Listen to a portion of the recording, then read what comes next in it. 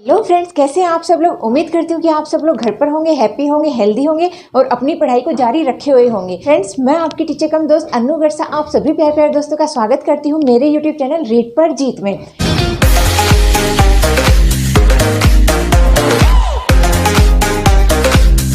Friends, जैसा कि यहाँ पर लिखा हुआ है, आज अपन पढ़ने वाले पाठों में श्वसन एवं उत्सर्जन के बारे में उनकी जो महत्वपूर्ण प्रश्न उत्तर है उनके बारे में आज अपन यहाँ पर चर्चा करेंगे।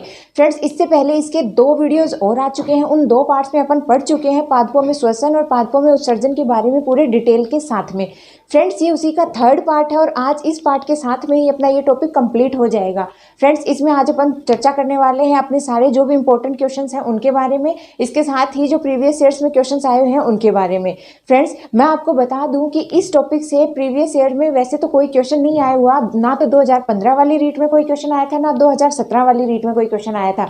लेकिन फिर भी अपने को इस टॉपिक को भी पढ़कर जाना चाहिए क्योंकि पिछले 2 सालों से इस टॉपिक में से क्वेश्चन नहीं पूछे गए हैं। हो सकता है कि इस बार इस टॉपिक में से कोई क्वेश्चन पूछ लिया जाए। तो फ्रेंड्स, अपन तो उसी को आधार मानते हुए यहाँ पर आज पूरा डिटेल के साथ में इसके सारे जितने भी क्वेश्चन पीछे आ चुके हैं वो प्लस जो संभावित क्वेश्चन है वो उनके बारे में अपन सब कुछ यहाँ पर डिटेल से पूरा देखेंगे। फ्रेंड्स, अपने को पता है कि अपनी क्या स्ट्रेटेजी है कि अपन यहाँ पर पढ़ते हैं विदाउट स्ट्रेस के, बिना कोई प्रेशर के। तो फ्रेंड्स, चलिए अपने उस स्ट्रेटेजी को फॉलो करते हुए शुरू करते हैं अपना आज का टॉपिक और मेरे साथ बातों बातों में आप भी अपने सारे क्वेश्चन है वो सोल्व कर लीजिए। तो फ्रेंड्स, देखिए अपने पास ये कुछ क्वेश्चन हैं, ये प्रीवियस ईयर्स में आए हुए हैं, हालांकि ये रीट लेवल में नहीं आए हुए हैं, 2nd ग्रेड और 1st ग्रेड, इसके अलावा और भी जो अपने कॉम्पिटिटिव एग्जाम्स हैं उन सब में ये आए हुए हैं। उन्हीं को सारों को मैंने यहाँ पर एक साथ लिखा है। सारे क्वेश्चन प्रीवियस ईयर्स में आए हुए हैं, तो आप ध्यान से एक एक क्वेश्चन को पढ़िए और समझिए। तो चलिए अपना शुरू करते हैं आज का वीडियो। देखिए पहला क्वेश्चन अपने पास में कि कोशिका में क्रेब्स चक्र कहाँ संपन्न होता है। मैंने जब आपको पढ़ाया था इस टॉपिक को तब मैंने आपको बताया था कि क्रेब चक्र कहाँ पर संपन्न होता है। तो फ्रेंड्स, मैंने आपको बताया था कि क्रेब चक्र संपन्न होता है कोशिका के माइटोकॉन्ड्रिया की भीतरी झिल्ली में। कोशिका के माइटोकॉन्ड्रिया की भीतरी झिल्ली में क्या कंप्लीट होता है, वो होता है क्रेब्स चक्र। तो ये कहाँ पर होता है, ये होता है माइटोकॉन्ड्रिया में। कहाँ पाया जाएगा, ये माइटोकॉन्ड्रिया में संपन्न होगा क्रेब्स चक्र। फ्रेंड्स, मैंने आपको बताया था कि मैं यहाँ पर आपको ऑप्शंस नहीं बताने वाली हूँ क्योंकि ऑप्शन बताने से कई लोग तुक्के लगाने लग जाते हैं और वो तुक्के अपने को यहाँ पर नहीं लगाने हैं। अपने को तो सारा टॉपिक है वो अपना बेस क्लियर है, इसीलिए अपन यहाँ पर सब कुछ दिमाग से सोचेंगे।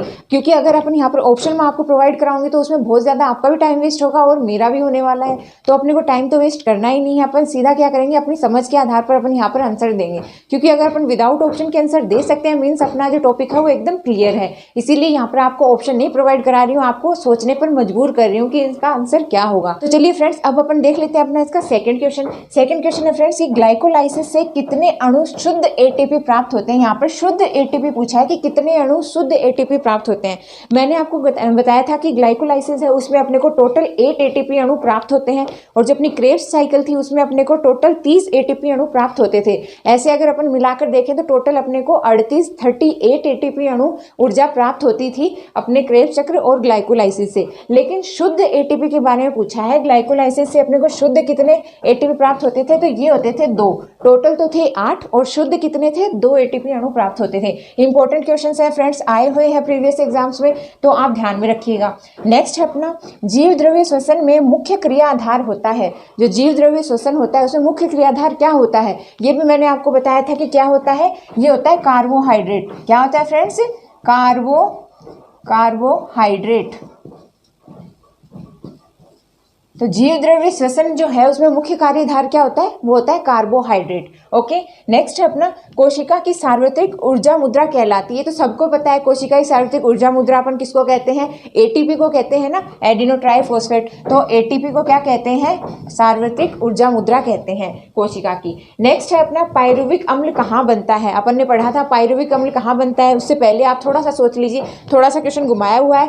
मीन्स ये आपसे पूछना चाह रहे हैं कि ग्लाइकोलाइसिस कहाँ पर बनता है, ग्लाइकोलाइसिस की क्रिया कहाँ संपन्न होती है। तो मैंने आपको पढ़ाया था कि कोशिका द्रव्य में ग्लाइकोलाइसिस की क्रिया जो होती है वो संपन्न होती है। तो कोशिका द्रव्य में ग्लाइकोलाइसिस बनेगा। ग्लाइकोलाइसिस का अंतिम उत्पाद क्या है, पायरुविक एसिड है। तो आप इससे यहाँ पर अपना आंसर निकाल सकते हैं कि पायरुविक अम्ल कहाँ बनता है, ये बनता है कोशिका द्रव्य में। कोशिका द्रव्य यानी साइटोप्लाज्म में। तो कोशिका द्रव्य में क्या बनता है अपना कोशिका द्रव्य में बनता है अपना पायरुविक एसिड। ये ग्लाइकोलाइसिस का अंतिम उत्पाद है और ग्लाइकोलाइसिस कहाँ होती है? कोशिका द्रव्य में होती है।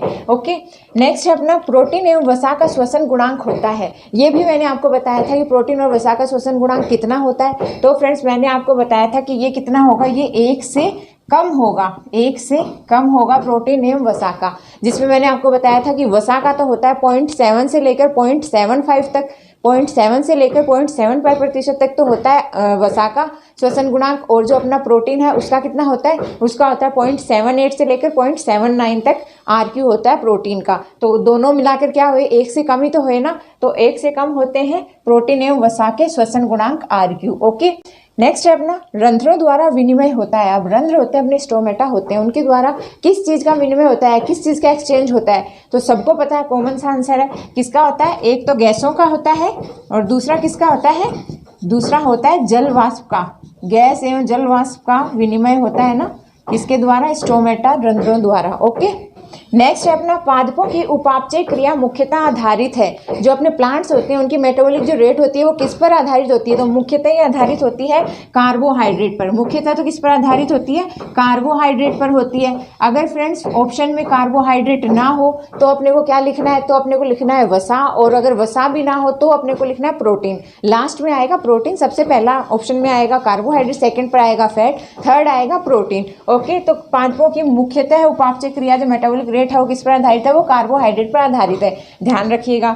नेक्स्ट है बिंदु स्त्राव, जिसको अपन गट्टेशन भी कहते हैं। ये कब होता है? तो अपने को पता है बिंदु स्त्राव कब होता है? जब अधिक तो अवशोषण हो और कम उत्सर्जन हो। तो क्या होगा? जब अधिक तो क्या होगा? अधिक तो जल का अवशोषण होगा, अधिक जल का अवशोषण होगा, और कम क्या होगा? कम होगा उसका वाष्पोत्सर्जन। तो कम वाष्पोत्सर्जन होगा तो क्या प्रोसेस होगा? तो होगा अपना बिंदु स्त्राव का प्रोसेस। जब अधिक जल अवशोषण होगा और कम वाष्पोत्सर्जन होगा तब अपना हो जाता है बिंदु स्त्राव की क्रिया।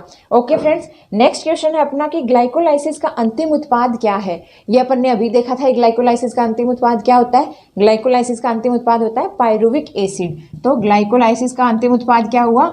ये हो गया पायरुविक एसिड। क्या हुआ फ्रेंड्स? Pyruvic acid. ग्लाइकोलाइसिस का अंतिम उत्पाद है पायरुविक एसिड। ओके, नेक्स्ट है अपना बिंदु स्त्राव की क्रिया मुख्यतः होती है। आपने पता है बिंदु स्त्राव की क्रिया मुख्यतः कहाँ होती है? ये होती है जल रंध्रों में। जल रंध्र जो होते हैं ना, उनमें क्या होती है? बिंदु स्त्राव की क्रिया होती है। और कब होती है? रात के समय में होती है, जब प्लांट जो है वो अधिक अवशोषण कर लेते हैं जल का और वाष्पोत्सर्जन नहीं कर पाते हैं सफिशिएंट अमाउंट में। तो क्या होता है? जो प्लांट्स होते हैं वो रात के समय में जल रंध्रों द्वारा जो एक्स्ट्रा जो अमाउंट में वाटर होता है उसको रिलीज कर देते हैं।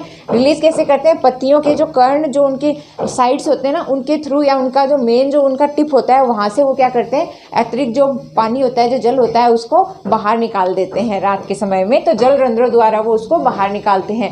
ओके, ये कुछ थे प्रीवियस ईयर्स में आए हुए क्वेश्चन। अब देख लेते हैं कुछ इंपॉर्टेंट क्वेश्चन इससे रिलेटेड कि जो अब आगे आने वाले एग्जाम से पूछे जा सकते हैं इस टॉपिक से रिलेटेड। तो चलिए उनको और देख लेते हैं। आइए, नेक्स्ट है अपना कि मांसल पादपों का श्वसन गुणांक होता है। फ्रेंड्स, मैंने आपको वहां पर कुछ 6 ऐसे मैंने इंपॉर्टेंट आपको आरक्यू क्वेश्चंस के मान बताए थे। मैंने आपको कहा था कि आपको ये याद रखने होंगे, बेहद इंपॉर्टेंट है। तो फ्रेंड्स देखिए, प्रीवियस ईयर्स में पूछे गए हैं, इसीलिए मैं आपको वहां पर कह रही थी कि आपको सारों का मान याद रहना जरूरी है।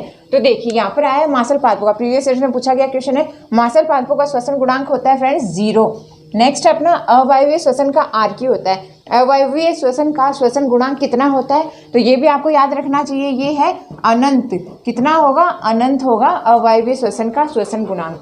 नेक्स्ट है अपना ग्लूकोज के अपूर्ण ऑक्सीकरण से बनता है। मैंने आपको बताया था कि ग्लूकोज है वो ऑक्सीकरण से क्या बनाता है? उसका जब पूर्ण ऑक्सीकरण होता है तब तो ग्लूकोज बनाता है जल एवं कार्बन डाइऑक्साइड, और जब उसका अपूर्ण ऑक्सीकरण होता है तो फिर वो क्या करता है? अवायवीय श्वसन में वो बनाएगा अल्कोहल और लैक्टिक एसिड। अल्कोहल और लैक्टिक एसिड वो बनाता है अवायवीय श्वसन में अपूर्ण अपघटन से। ओके, नेक्स्ट है अपना क्रेब्स चक्र का अन्य नाम। मैंने ये भी आपको बताया था क्रेब्स चक्र को अन्य किस नाम से जाना जाता है? तो मैंने बताया था कि टीसीए साइकिल, टीसीए चक्र के नाम से भी जाना जाता है। TCA means tricarboxylic acid cycle. Oxalic acid cycle, या इसको अपन कहते हैं TCA।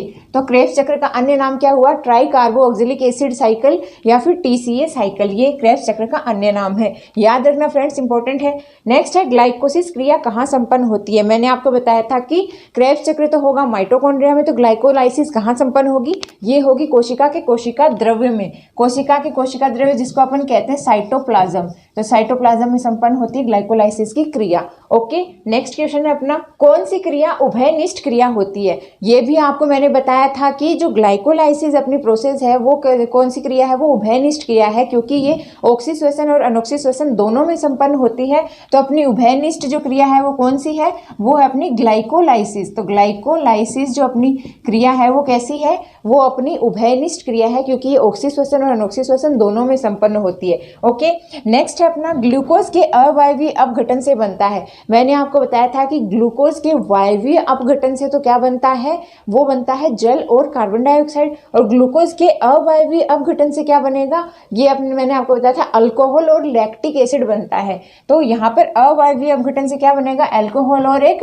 लैक्टिक एसिड, ये बनेगा किसके? ग्लूकोज के अवायवीय अपघटन से। इस लैक्टिक एसिड के कारण ही अपनी जो मांसपेशियां हैं उनमें खिंचाव हो जाता है, कई बार वहां पर दर्द होता है ना, तो वो किस लिए होता है? लैक्टिक एसिड के जमाव के कारण ही होता है। ओके, नेक्स्ट है अपना, प्रति 10 डिग्री सेंटीग्रेड में वृद्धि करने पर श्वसन दर हो जाएगी। अगर अपन 10 डिग्री सेंटीग्रेड अगर अपन टेम्परेचर में वृद्धि करते हैं तो अपने जो श्वसन गुणांक है, जो अपनी श्वसन की दर है, उसमें क्या बदलाव होगा?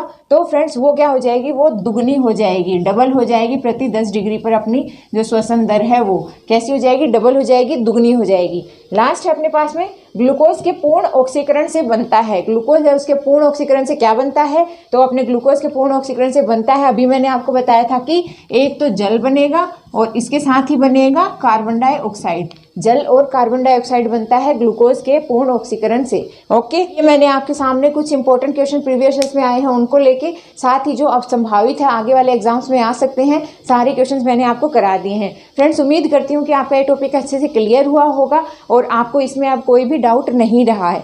तो फ्रेंड्स, यहाँ पर अपना ये टॉपिक कंप्लीट हो रहा है और ये वीडियो भी यहीं पर कंप्लीट हो रहा है। फ्रेंड्स, अगर आपको पढ़ाया हुआ पूरा समझ में आ रहा है और वीडियो अच्छा लग रहा है तो आप ज़्यादा से ज़्यादा वीडियो को लाइक कीजिए, अच्छे अच्छे कमेंट्स कीजिए और चैनल को दिल खोल कर शेयर और सब्सक्राइब कीजिए। फ्रेंड्स, मैं आपके सामने ऐसी अच्छी वीडियोज़ लाती रहूँगी, बस आप चैनल पर निरंतर बने रहिए और अपना ज्ञान बढ़ाते रहिए। फ्रेंड्स, आप सभी प्यार दोस्तों का वीडियो को एंड तक देखने के लिए दिल से धन्यवाद। Thank you friends.